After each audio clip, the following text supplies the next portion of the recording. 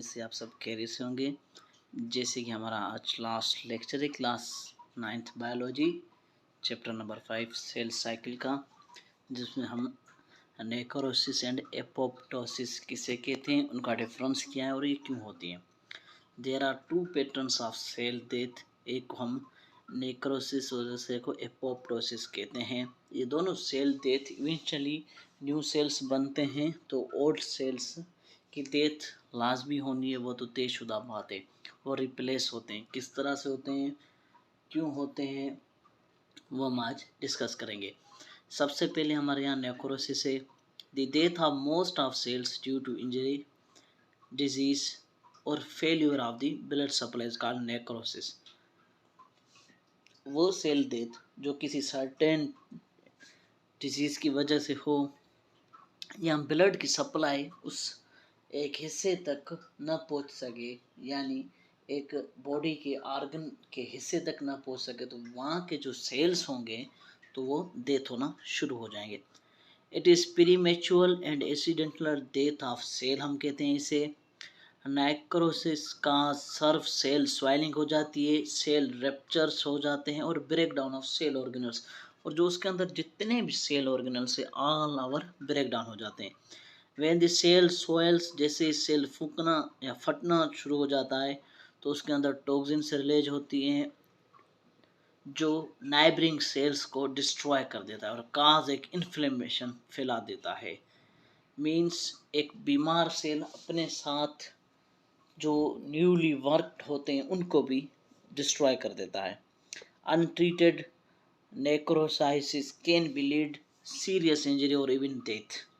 अगर untreated necrosis इसको control न किया जाए, जैसे आपने जो होते हैं इंजरी जैसे लगी हो, अगर उसको टाइम पे फिलअप न किया जाए, उसका इलाज न किया जाए, तो उस हिस्से के ऑलमोस्ट ऑल सेल्स डेथ हो जाएंगे। जैसे इनिशियल स्टेज ऑफ कैंसर्स में हम पूरे ऑर्गन्स काट देते हैं क्योंकि वो ऊपर तक ना जाएं और ऊपर तक ऑल ओवर बॉडी में ना फैले, तो इसलिए इनिशियल स्टेजेस में हम उन्हें रिमूव करने के लिए इस हद तक जाते हैं कि हम ऑर्गन्स सॉर्ट आउट कर देते हैं बॉडी से। For example, if the blood supply to the segment of the heart is cut off 10 to 15 minutes, अगर हार्ट की सप्लाई ब्लड से 10 से 15 मिनट काटी जाए, then restore the cells of cardiac muscle experience injury but recover and function normally। 10 से 15 minute तक अगर human heart अगर ब्लड नहीं पहुंच रहा, जो हम माइनर अटैक को जो होते हैं वो क्यों होते हैं, बेसिकली जो माइनर अटैक होती हैं, जो ब्लड वेसल्स जो निकलती है हमारे हार्ट से वो फिलअप हो जाती हैं फैट से। सो माइनर अटैक्स कैन भी सर्वाइव हो सकते हैं, लेकिन if the blood flow is not restored until 1 hour, 1 घंटे अगर वो मुकम्मल तौर पर रिस्टोर नहीं हुआ, however necrosis will occur and many heart cells will die and eventually the person will die। क्योंकि सर्कुलेट्स एंड फिल्ट्रेट का जो फंक्शन है, हार्ट के जो सेल ही ख़त्म हो जाएंगे, तो हाउ मेन ह्यूमन वर्कआउट कैसे करेगा। तो बेसिकली नाइक्रोसिस या नेक्रोसिस जो सेल डिवीजन होती है वो फंक्शनल नहीं होती, वो इवेंचुअली सेल डेथ होती है और ये पैसिव होती है, इसे रोका नहीं जा सकता। ये इससे नहीं कि हम इसे स्टॉप कर सकते हैं या हम इसे रोक सकते हैं कि देयर शुड बी लिमिट, अब ये ज़्यादा डिस्ट्रॉय नहीं करेगा, ऐसा कुछ भी नहीं होता, ये कंटिन्यूटी होती है इसमें। उसके बाद है एपोप्टोसिस, जिसे हम प्रोग्राम सेल डेथ कहते हैं। अब प्रोग्राम सेल डेथ में क्या होता है, the cells in multicellular individual have genetic programme of growth होती है उनके पास, डेवलपमेंट कह सकते हैं, रिप्रोडक्शन, इवन डेथ भी उनकी सारी प्रोग्राम होती हैं। जीन्स के अंदर ऑलमोस्ट हर चीज़ कोडिंग की सूरत में मौजूद होती है कि एक सेल आया कितनी उम्र तक है।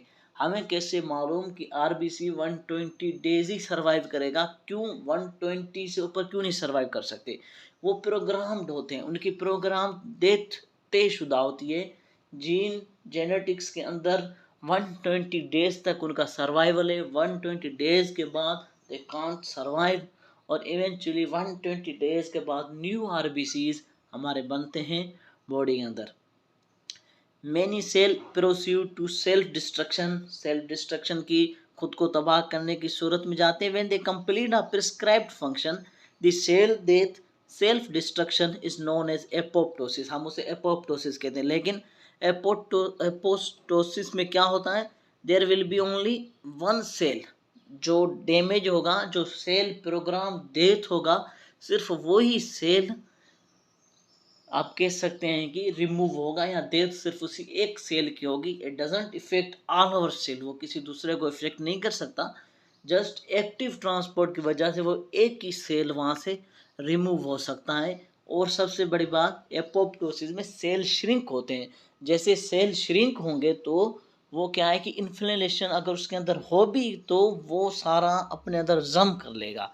वो ऐसा आप ऐसे नहीं कि सालों होके फट जाए और उसके छोटे छोटे इन्फ्लेमेशन के पार्ट्स दूसरे सेल की तरफ जाए, नहीं।